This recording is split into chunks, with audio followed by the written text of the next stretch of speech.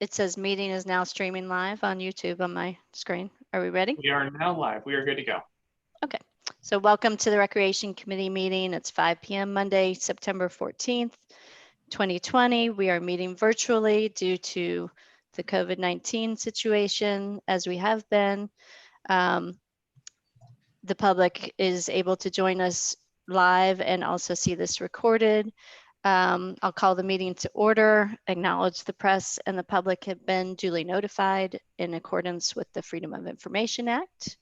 Do I hear a motion to approve the previous meeting's minutes? So moved. Second. Any changes to suggest? All righty, all in favor? Say aye. Aye. Aye. Super.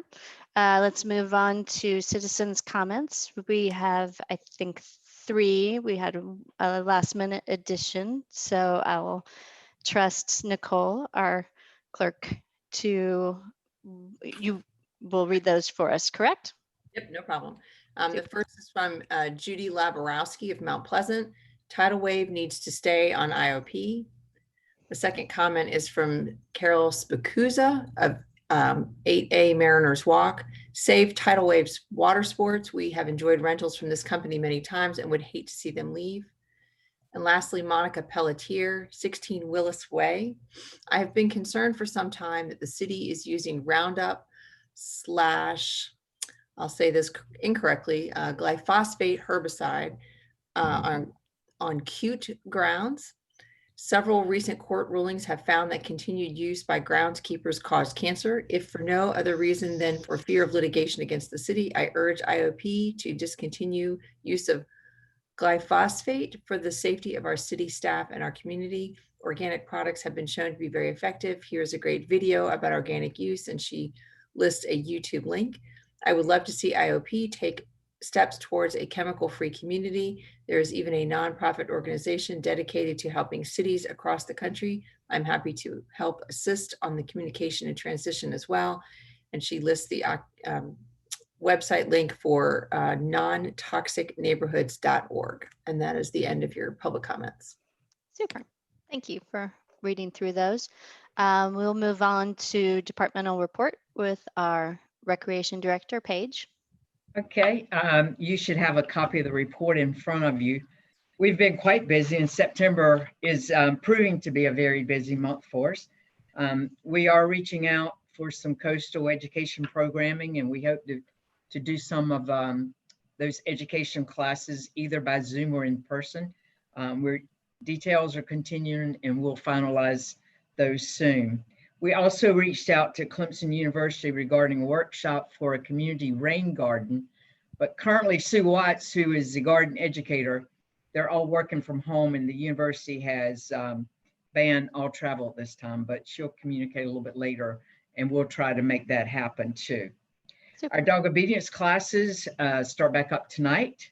We're excited about that. As we go down this list, most of our classes are limited due to the guidelines that we're following now. Core strength, we've got a good number in that. It's full, and then we have a Zoom class. Our bar, we have 4 people attending in person, and we also have some Zoomers for Zoom on that as well. Cardio and core, we have 9 folks in that, and it is a limited class. Our full body sculpt is limited to 9 people. And Gather Knit started back today. That's our seniors that get together, knit, and share ideas. Our IOP kids, they started back in August, and our drop off and pickup are very similar to our camp. They all get their temperatures taken before they leave. Parents do not come in the building. If a child has to be picked up early, we escort them out to the car, and that way we don't have too many folks in the building at any given time. Our line dancing classes started, and once they started, we had some people that wanted beginning classes, so we backed up an hour, and we're offering beginning classes for line dancing as well. Nice. Our over fitness Our over 50 fitness class is full with 7. That's all we can have in the room. Our Saturday yoga has started back. Our surf lessons, we're still working on that, and I apologize. I really want to have something done by now, but it looks like it is going to be the spring. I hope you bear with me on that. I had a conversation with the city administrator last week trying to figure out the logistics of making this happen. It's not quite as easy as I was hoping it was going to be. And Councilman Popson, thank you for reaching out to assist with some facilities and an instructor for certification. Really appreciate that, you doing that for us. But I promise you, we're going to continue to work on that. We're going to have something in place by the spring. I don't know exactly how or what, but we're gonna make it happen. Taekwondo, Dr. Emmel provided classes for his students at no fee through September, and through August, and he's going to start those classes back now in September. Our Tai Chi class has started. We have 4 ladies taking that. Our youth tennis lessons will resume tomorrow. We are working on the possibilities of tutoring options. We're trying to help the parents with the virtual learning, and it's hard to know what to do because the schools aren't making decisions as quickly as we'd like for them to. But we're working with the IT person. We're getting the Wi-Fi public here so we can have students in, they can do their virtual learning. We can have an instructor here, not to actually teach, but to make sure that the children understand their lessons and can help them with that. We may have to up the bandwidth a bit.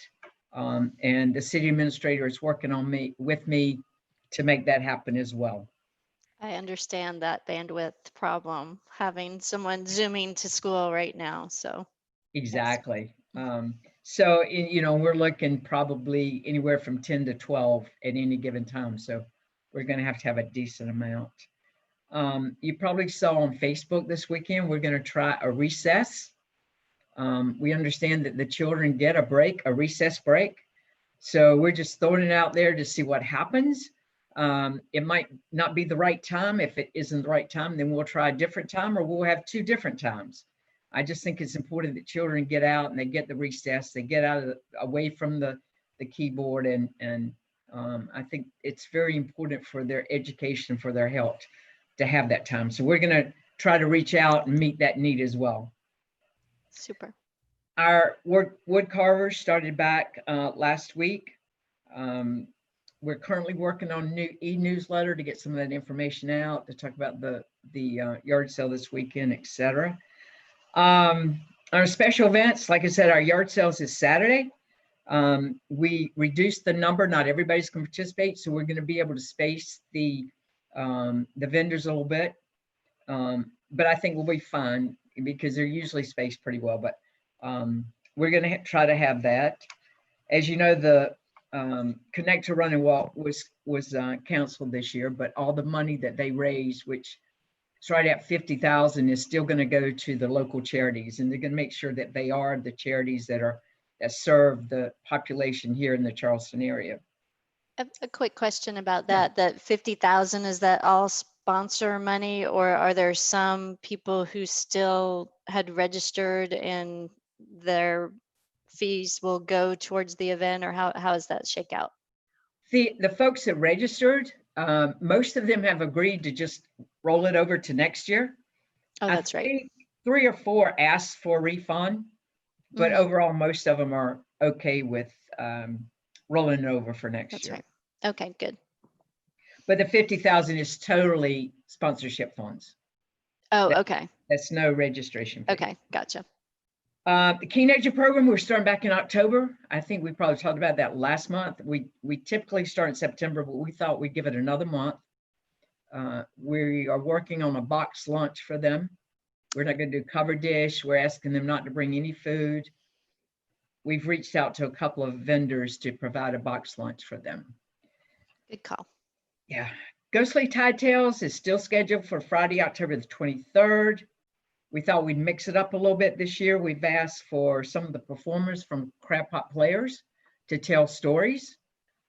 I think this will be interesting. They haven't been able to perform, and we thought we would get some of them on board and get active in this and have different personalities telling different stories throughout the night. So I'm looking forward to that. I think that that would be a good addition to that event and change it a little bit, if you will. Mhm. Our Halloween Carnival we've talked about is the golf cart costume contest parade. The registration will begin on October the 5th. That information regarding the parade is on the website. The registration form is not there because we don't want it. We want them to start on October the 5th. So we're excited about that. The police is on board with us. They agree with the guidelines that we've set aside for this. And I think it's going to be a huge success for. It will be a Halloween to remember. It will, but I think it'll be a good one. I look Yeah. forward to it. Well, We're s- I know people were asking, I had a family asking me this Mhm. weekend what Good. the plan was. So there's definite interest, and Yeah. I think that appreciate your planning on this. So thank Absolutely. you. Absolutely. That's what we're here for. Also, between 27th and 28th, when folks leave, we'll have a specific path. 3 food vendors will be on the side of the road there, so folks can drive up, place an order, drive off, and take their meals home. So they can have dinner as well. That's nice on Halloween because that's Mhm. just one less thing you have to worry about when you're getting your kids ready. So, and Right. you want them to have a little like real food in them before. Before they They- have their sugar high. Yeah. We're still going to do the pumpkin painting on October the 16th. The holiday workshop, we're going to do that again, as well as the cookie workshop. Holiday Street Festival, where we're going to mix that up a little bit. We're still going to have the arts and crafts. We're not going to have the festival rides or the carnival rides, but we are going to have a little bit of entertainment with the 2 or 3 ensemble band. And then we're going to have a movie on the front beach. We're going to ask everybody to bring your beach chairs or lawn chairs. And we think that's safer than having a band and people dancing and mingling Mhm. that way. So we're going to try to promote social distancing and have a movie on front beach and see how that goes for this year for our Holiday Street Festival. Could you clarify, because I had a little background noise. Are you saying from when you say front beach, you mean on the street though, not on correct. the actual beach? Yeah, that's what I thought. Okay. So as soon as the tree is lit, then the movie, we'll start the movie shortly after that. Mm-hmm. Super. Movie and a dodgeball, December 30th. We do this year every year. School's out. Of course, school's out a lot now, but we typically do that for the young people when they have a break. Yeah. Athletics, unfortunately, we were not able to have our softball league. One of the teams could not get enough players, so we've kind of postponed that until we can recruit some more teams for that league. But our 3-on-3 basketball, our 6v6 soccer, and our adult table tennis leagues are all going well and started this month. Our half rubber tournament, which was in August, went well. We had 8 teams. 4 of those were from Georgia. The other 4 were from the Charleston area. That went well. They were all very appreciative and excited that we did that because there's so many things postponed or canceled. So they were really excited that we still offered the tournament for them. Soccer's beginning. We're having practices now. Games begin shortly. And the rest of the report you can see with our facilities, we've had to totally revise our cleaning schedule, and you can run through that if you like. There's just quite a bit there that we've had to change the way we clean and sanitize and disinfect. But the staff is doing a great job with that. In fact, one of our participants were complimenting our staff for doing such a good job with the cleaning and disinfecting. Great.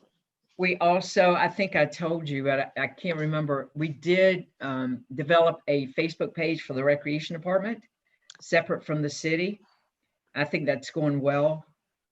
There were just comments being made on the city page that we felt like would not happen on the recreation page. So Yes. we're real proud of it. Andrea's doing a great job. She does most of those, creates Super. those postings. And I think they're reaching quite a few people. I just got on there this weekend and started sharing. I think it is, I think it's nice to separate that a little bit from some of the other city business and make sure that you're reaching your audience. And so I think that's going to be great. And it's going to be something that we need to promote. I'll try and make a plug for it at the bigger city council meeting, but we definitely need to get traffic there. So yeah, Good. Thank you. perfect. Yes, I saw where you had shared and gone on this weekend. Yeah. Appreciate It's good to get it into the neighbor groups because of the visibility, and plus right now, just since so they're aware that that you guys have this now. that. Right. Also, with your report, I did attach the current activity guide. It changes frequently because we keep adding things, but I'm excited about the participation we have and everything we have offered right now. I think we're doing a good job of trying to meet the needs of the community, and everybody's happy to be back in participating. I'm sure they are. Mhm. And no issues with COVID in terms of any concerns that have really come up, right? Not at all. We're still having the one door you come in, the exit you go out the other, the hallway, you have one way to go down, another way. So we're still doing the separation. We're still trying to follow everything that MUSC approved. We set it up and they approved it and thought we were doing a good job. So we're Good. still following those procedures and it seems to be working quite well. And it sounds like with the preschool that they're spending maybe more time outside than they always have spent a fair amount of time outside, but I'm guessing a little bit more now. They are, but like you stated, they've always been outside quite a bit. We weather's just good. purchased 2 of those little type tables, picnic tables for little children. And Oh, we nice. placed them outside underneath the awning so they can sit out there during part Aw. of the day and do some of their lessons and That's coloring. good. Mhm. Nice. Well, quick question about the, I feel like I still saw signs up about social distancing. Are those still up? Do we still need those if we're doing soccer, like soccer league and all that? Or what are your thoughts on that? We took a lot of the signs down. I felt like we had too much sign pollution here. But I think the social distancing, we still are trying to promote that because the parents that come to soccer games, they probably need to still think about social distancing and stay in their group. So we still are Mhm. promoting it, Okay. just not quite as much. The Okay. play at your own risk on the playground, we took those down. Okay. I took down the beach parking only since the season's over. Hmm. I mean, I'm sorry, recreation activity park and only, I took those signs down as well. We just Okay. had too much sign pollution, I felt like, on the grounds. Okay. And let's see. Were there any questions so far from the other members? Okie dokie. Wonderful. And I know what I wanted to ask is like, as far as soccer, are the rules still the same? Are they adjusted or as far as COVID? Rules are basically the same. Except for the high fives, a handshake after the game, any mingling among the teams, that's not going to happen. But as Okay. far as the rules of the game and playing the game, that will be the same. Pretty Yes. much the same. Okay. All right. Well, let's move on then to item 5 under old business. You kind of covered this. If Right. there's anything else you want to add on surfing lessons, Not at this time, no. okay. Any questions or comments from the other members? Okay. We'll move on to new business.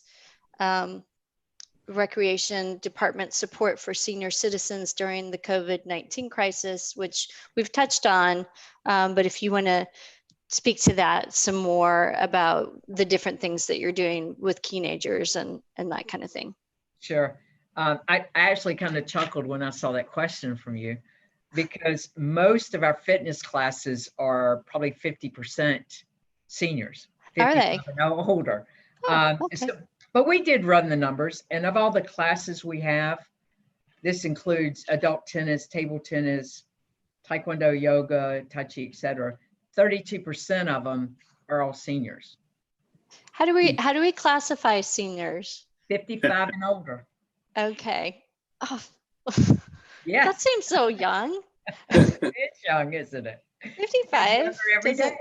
seem like it should classify as a senior, but Right. okay. We have stayed in contact with that teenager group, if you will. We do stay in contact with them, and we talk with them probably, if not every week, every other week. Hmm. So we're keeping in touch with that. And also, the city administrator started a program about groceries delivering to the elderly, and no one jumped on that bandwagon. Really? Ron might know more about it than I do, but we didn't get any receivers. So. We discussed it with the Exchange Club and set up an online portal for people to participate and stuff like that, and had very little to no participation. I think there are enough resources out there for people to take advantage of that are already in place, that despite us kind of pushing this on social media and stuff, it didn't really grab the traction that we wanted it to, which is unfortunate. Well, I think it was good to offer it. You know, I mean, you never know until you Absolutely. explore it and see what the needs might be. We are in unprecedented times, and it's hard to know exactly what people need. And nobody really knew what this was going to look like either. And I feel like, you know, having presented that as an option for our citizens was a really good thing to do. And I would do it again tomorrow. Mm-hmm. Yeah, I agree. And maybe just to know that we're trying to meet their needs is helpful in some way. And one of the reasons I brought this up was just hearing some news reports and discussion about how just having some kind of contact, like you were saying, calling people who are isolated, so can be really helpful to seniors, keeping them alert and engaged in some kind of way, or just knowing that there are people out there who are concerned for them and there for them, I think is important. So there is something, I'm not sure if we may have discussed this previously, but Sullivan's Island has a program. I'm not sure if it's run through the city, but that pairs younger families with senior citizens who live in the community, so that they get in, you know, kind of pair up and are engaged, you know, in a kind of a support way. It's, I think, maybe a national program. It might be worth looking into, especially in this moment. I mean, you have to be creative, but maybe if there's just communication, even in the way of notes and, you know, and a more personal offer of going to pick something up for somebody, that might be appreciated. Any other thoughts from anybody else on that? All No, right. I would support. I think that's a great idea. Yeah. Okay. Super. Okay. Moving on to item B. We kind of touched on this already, but if there's anything else about COVID-19 related adjustments to activities and holiday events, anything we didn't hit in the department report? I don't think so. Everything we're doing, we've had to adjust. So it's a daily process. We do a lot of brainstorming and we sit around quite a bit and talk about how we're going to initiate the logistics of a lot of events. But everything we're doing right now has been affected by COVID. Right. Yeah. Probably, maybe, well, everybody's affected, but yeah, thank you for that creativity and brainstorming and flexibility. Absolutely. So any comments from either of you related to COVID adjustments, questions? Okie dokie, we're speeding it on through to item C, opportunities to support paddle sports in the community. And I asked for this to be on the agenda because related to our discussions around the marina, there's definitely interest that is being expressed in the comments that we are getting from a lot of members in the community about this and the possibility of seeing what could be done with a public dock. And at the same time, I have previously heard about the possibility of us getting engaged with the Exchange Club in a way that kayaking and paddleboarding could be encouraged through that outlet. I am personally excited about seeing some of these things happen and wanted to start a conversation about what what the opportunities and options are. It seems like we should be we're talking about making some related decisions along these lines in regard to a dock, but I feel like we haven't really had full conversation about what we can do, what makes sense. So, and I kind of hit on this with Desiree. Ron, do you have what some things that you can offer along these lines? Yes, absolutely. We have opened lines of communication with the Exchange Club about potential public use of their dock at some point, but we haven't nailed down, obviously, like, would that work? And then if it would work, what would it look like? There's still a lot of discussion and development and sort of interfacing to go on there, but those lines of communication are open, and we're looking forward to having that talk. Okay, super. And some of the other things, I don't know if you're prepared to start a discussion or talk on some ideas that have come up and just, again, been discussed around the edges about having a storage facility at the marina for kayaks and paddle boards, which is something that I think has come up in discussions around the marina, but predates this current council by several years. And so I do feel like that has great potential to be a game changer in terms of really encouraging people to use the marina in that way, because of the ease of having a kayak there, not having to transport one or a paddleboard. If you were able to have one at the ready for the most part down there, I think it could really make it a lot more viable for people to do that on a regular basis and enjoy that. Ron, do you have much to share along those lines? I know that we're just starting this conversation, but. Yeah, not to put too fine a point on it with regards to that, but I don't have anything to share at this time regarding Okay. that. That's something that would need to be fleshed out a little bit more before we're ready to present anything or really even have that conversation in front of council. Right. And I'm not sure the degree to which that was discussed, previously around, plans that there was, that time where they were looking at all different sorts of options for the marina. But I'm curious to know what's possible. I think other communities do this. I just think there's a lot we could look at there. And also just in terms of the dock itself, I would, that we're looking at for kayaking at the marina, I would like to know if that's really a good viable location for kayaking, for putting in the water, and for paddleboarding. I don't paddleboard, so I'm not sure what how that might be different for putting in the water there.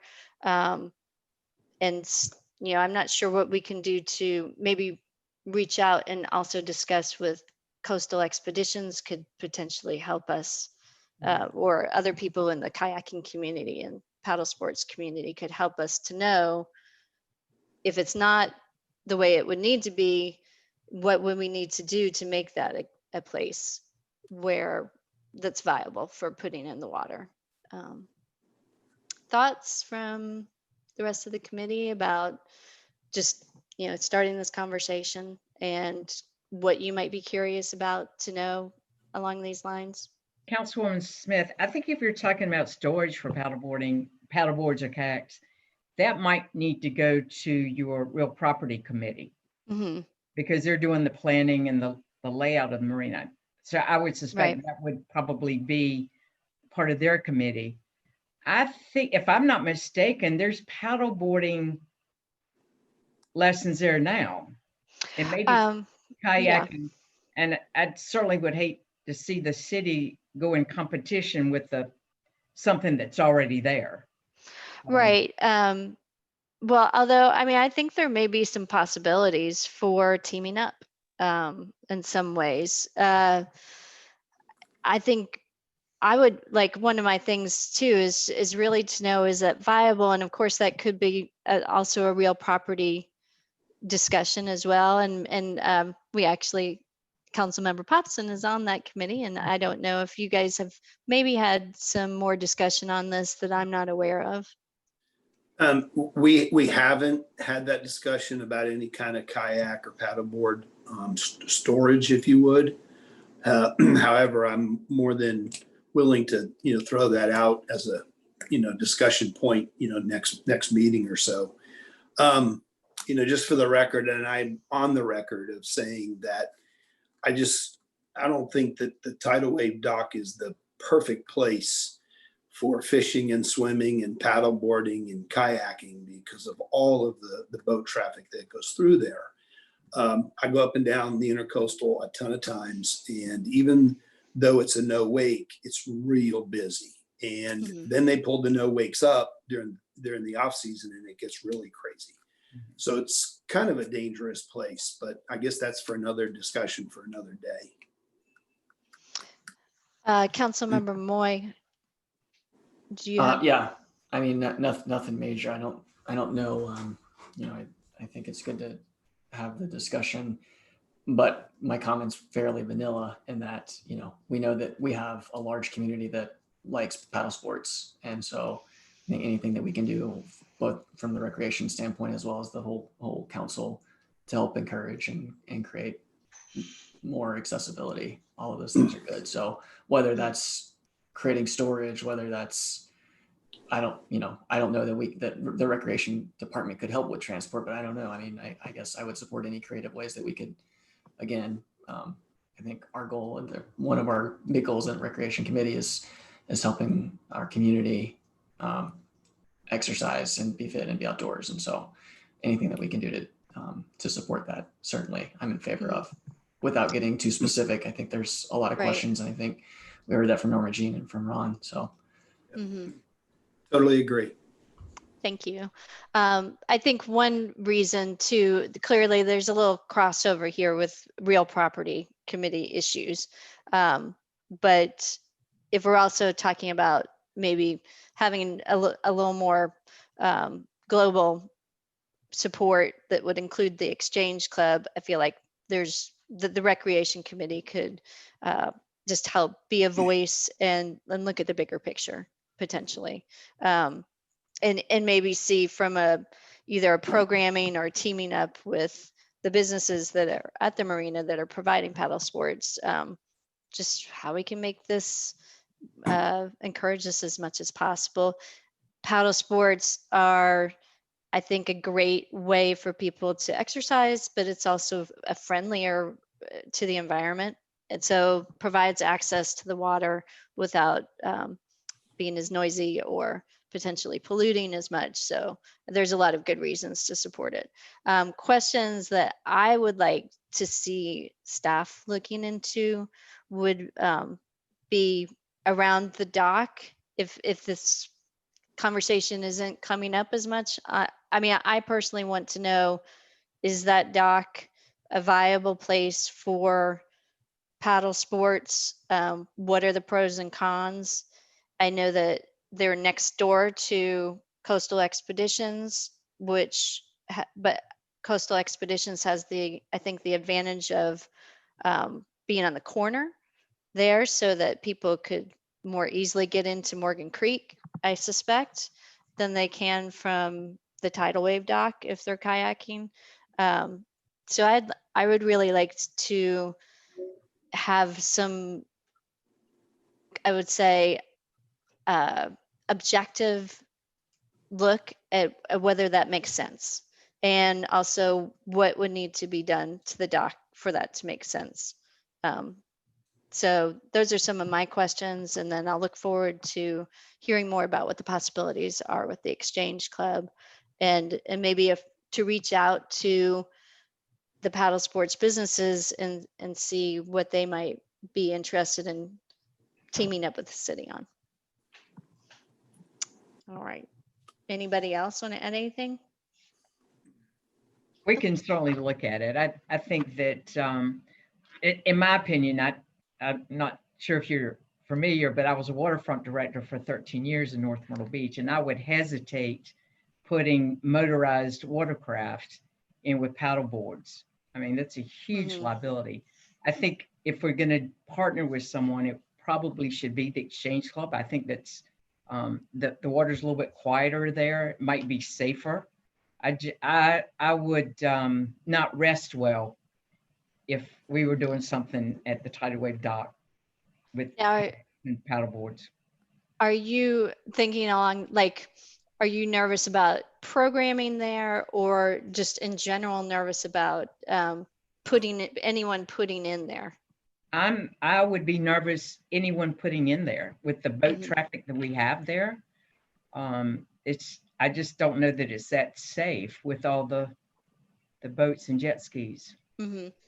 Well, and that brings me to, I guess there have been concerns expressed about having a large number of kayaks and paddleboards putting in along with the boat launch. Mhm. But personally, that's what we do when we go kayaking, and I don't find it, other than the pain of having to pay for it, even though it's $5. I don't personally find it difficult. So another thing that I thought was worth exploring earlier was, whether we could work with the marina operator and find a way for residents to be able to launch without being charged. I suspect that a lot of them do it anyways, without paying.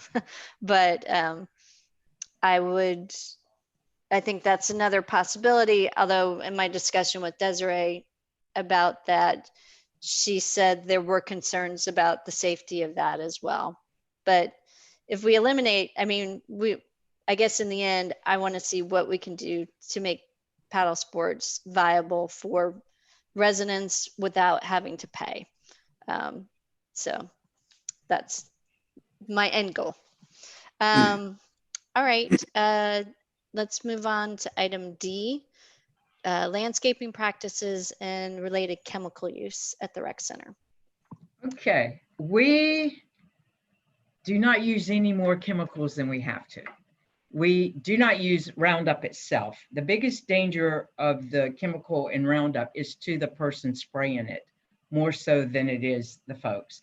And obviously we take all the precautions we can. We use very little of that herbicide. We use other things for like the dollar weed and the broadleaf that doesn't kill the grass, it just kills those, which is less dangerous to people. And I was looking up most of these that they're safe to use around children or pets when they're applied properly. So typically anything we apply to any of our fields, we do it when the sun's out, in the mornings when there's no one using the fields. Now, obviously we have to treat mole crickets and grubs and those type things. So we do have to use some insecticides on there, but we always surround the field with field close signs. Technically, all the chemicals are watered in. So for a child or a dog to have some side effects or be poisoned by this, they would almost have to literally eat the dirt. Now, I'm not saying I've never eaten dirt, but like I said, we do put signs out. We keep them out the period of time that we feel it's safe or beyond safe. So I think what we're doing is all we can do, but we have to use some products. We are trying a product now that does not have that chemical. And Nicole, I'm not going to destroy it. But you said it for us very eloquently earlier. But we are trying one that doesn't have that, and it is a grass and a weed killer. So it is more environmental friendly. So we're trying to do that. Mhm. Possums here in Mount Pleasant helps us with the chemicals and the products we use. So we do our best. Well, thank you. I appreciate that. And we didn't really set that up. We did have a letter, I mean, a citizen's comment about it. Right. And I think there's currently a lot of interest in glyphosate. Right. I don't have it in front of me. Nicole's got it. Otherwise known to many by the brand Roundup. Right. Right. Which is used around the world in large degree in farming but also in a lot of parks and recreation spaces to the degree that when we've had these recent lawsuits against, linking those chemicals to cancer causing situations, that the National Recreation Parks and Rec magazine just came out in February with a whole article about this kind of complicated situation of how do you handle taking care of your grounds in a proper way if you have to remove some of these pesticides. So Probably the most dangerous product we use are the products we use on the fire ant beds, but that's specific to the beds. That's not broadcast. That's not put all over the grounds. It's just specifically on fire ant beds. So I don't know which is worse, the poison we put on the fire ants or the children getting in the fire ants. So, Yeah. It's one of those necessary evils, I guess you might say. okay. Questions? I think Councilmember Popson, you might have some expertise in this area. Not really. I think a lot of this is generated by a lot of the commercials you see about these lawsuits. Really good friend of mine owns a landscaping company, Pleasant Places, and his guys have been around Roundup for 30 years, and there's never been an incident, knock on wood. So I don't know, I don't know what's behind it, but it sounds to me like Norma Jean and the staff are doing all they can to do the right thing. So. Councilmember Moy? No, I mean, I guess I would just encourage what Norma Jean and staff are already doing, where they are looking at alternatives and trying things, and even if the risk is low, anything we can do to reduce the risk even further, and have a lower impact to the environment, lower adverse impact, anything like that is good. So I would just encourage those ongoing trials of newer, safer, lower risk chemicals. Right. And I would chime in on that. I'm encouraged to know that you are looking at some other options that are maybe will give people more confidence that we're trying to do what we can. I think the common thinking is that it's expensive if you go away from some of these really tried and true chemicals that have been used by so many. Some of the things that I was looking at over the weekend suggest that it might not be as expensive as you think to go to more environmentally friendly practices. So I hope that you will continue to explore that, even if we just go back to a little more weed pulling manual. Wow. Do I have any volunteers? I mean, and honestly, it crossed my mind that there may be some groups of citizens who would, have a strong enough concern about those chemicals that they would maybe volunteer to do that. Although that brings a host of other organizational. We could turn it into a activity somehow for exercise. I just hear you volunteer. Did I? No, I got enough going on, but there may be others who, Right. I mean, honestly, if parents are out at the rec center watching their kids and they're inclined to help out, it could it could be a win in some different ways. I don't know. I'm just thinking out of the box, but glad to know that you all are looking at other options and when you can. And, Absolutely. okay. Well, maybe we'll touch base with you about this again in a little bit down the road and see if we've made any good changes and Sure. what your progress has been with some of those new options. So. Okay. All right. I think that wraps it up for us. And another quick one, I think, by our standards. So we're just at miscellaneous business. Does anybody have anything that we haven't touched on or that you want to see covered? No, but just thank you, Norma Jean, to you and the staff for all the heavy lifting and the extra effort. You've got a lot going on, so thank you. Absolutely. Agree. Next meeting will be 5 p.m. on Monday, October 5th. And do I hear a motion to adjourn? Motion to So adjourn. moved. All in Second. favor, all in favor, say aye. Aye. Aye. Offer 5:46.